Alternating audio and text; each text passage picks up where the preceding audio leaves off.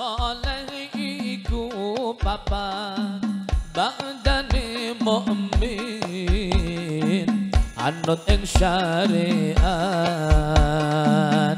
kang dihen alus ngendikane abdi mulya agen ing wong tuane ya Rasulullah salamun alaihi ya Rafi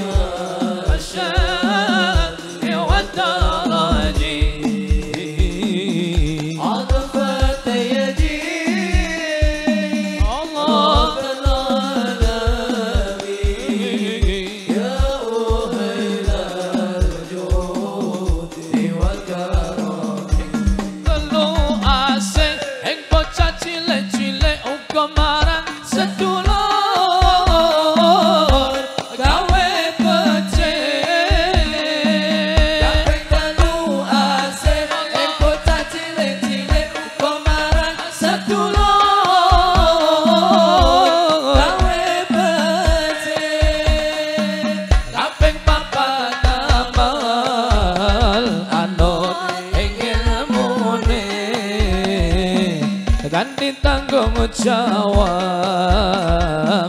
orang awulane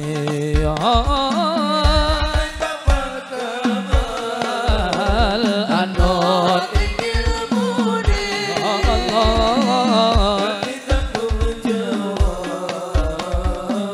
orang awulane ya Rasulullah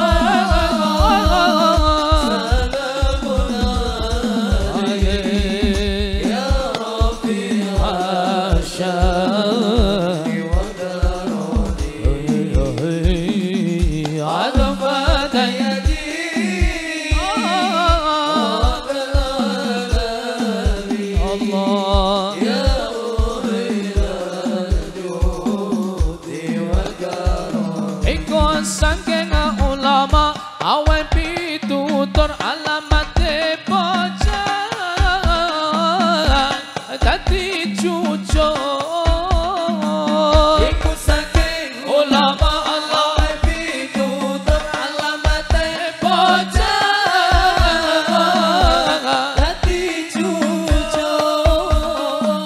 muga-muga kita bisa dunia akhirat ranamu bilai Allah amin amin bisa lampahi dunia akhirat ranamu bilai ya Rasulullah